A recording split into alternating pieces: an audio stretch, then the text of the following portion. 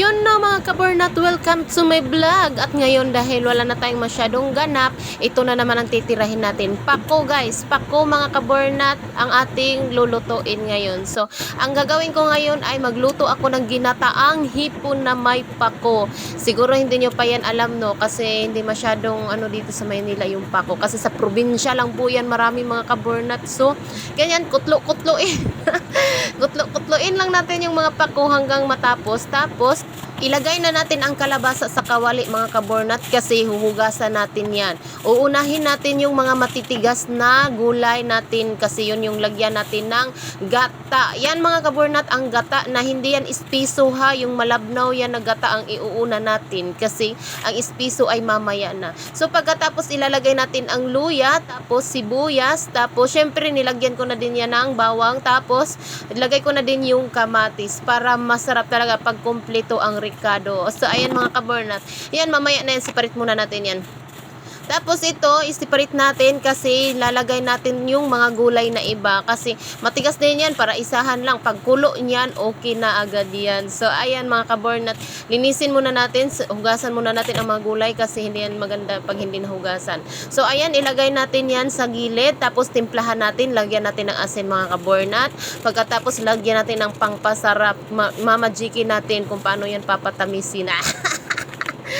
So ayan mga kabornat, ilagay natin sa ang gasol no. So ang tawag niyan basta yung paandar-andar. Para pag kumulo na yan mga kabornat, kumulo na siya mga kabornat. Ayun, haluin natin para mahalo siya tapos lahat. So ayan, ilagay na natin ang siling haba at saka ang bell pepper no. Yung ibig sabihin ng siling haba, yung kulikot. Tapos ilagay na din natin ang ating hipon or orabang or pasayan yan sa amin mga kabornat. Pag malalaking hipon, ibig sabihin pasayan na yan sa amin. So haluin lang natin para mahalo siya, malagay siya sa tubig para mainitan siya at maluto. So halu-haluin lang natin yan mga kabornat at lagyan na natin yung gata na espiso. Kasi yan yung nagdadala ng tamis ng natin at sarap. Yummier, ganun. So ayun mga kabornat, tingnan natin. Kumulo na siya mga kabornat. So haluin natin para magpantay ang lasa. Tapos ilagay natin ang ating pako. So ayan, ikalat natin ang ating mga pako mga kabornat para magpantay po siya at maluto siya ng pantay. So ayan, para malagyan din ng lahat ayan, ibabad natin, isuksok natin sa gilid, sa ilalim. Kung kailangan takpan nyo yan para maluto agad. Pero mga 1 minute lang yan mga kabornat. Minsan nga hindi na yan aabot ng 1 minute or 30 seconds lang yan or 1 minute. Basta 1 minute para sa akin para masarap talaga at mag-spread yung lasa ng pako. So ayan mga kabornat, pwede na natin yan tikman. Ayan, tikman na natin mga kabornat kung anong lasa para makapag-adjust tayo kung anong lasa. So ayan, para sa akin hindi pa siya sawak sa lasa ko kasi matamis siya. Kasi matamis po siya dahil doon sa gata na espiso. Dinagdagan ko siya ng kunting asin para magpantay. So ayun mga kabornat, haluin natin para magpantay ang lasa lahat. So tikman ulit natin. So ayan na mga kabornat, para sa akin okay na po siya. Sobrang sarap na po talaga siya. Swak na talaga siya.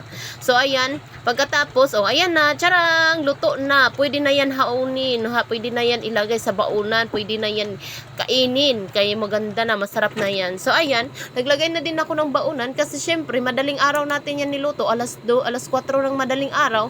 So pangbaon na natin yan. Baon ni Daddy Loves, baon ko din. So ayan, lagyan na natin ng baon si Daddy Loves ng kanin. Tapos lagyan na natin ng hipon or pasayan, yung mga kabornat. Lagyan na natin siya ng baon para hindi na siya bibili ng pagkain doon sa labas kasi ang mahal ng mga pagkain doon, ang mahal ng mga pagkain. So ayan na. Pagkatapos natin dyan, takpan na natin yan kasi separate natin kasi ako na naman ang maglagay ng baon. So ayan, damihan ko na yung baon ko mga kabornat kasi sasamahan ko na din si Roxanne. Hi Roxanne Berido, shout out sa'yo. Ayan na ang aking hipon. Dinagdagan ko na yan, dinamihan ko na yan para dalawa na tayo niyan. Sinamahan na kita sa ulam ko kasi alam ko naman share tayo. Busog na busog tayo ngayon dahil masarap ang ulam ko. Thank you everyone. Ayan na, tapos na ako. Ibalot ko na yan mga kabornat. So, maraming salamat sa panunood. Thank you for watching, my friends!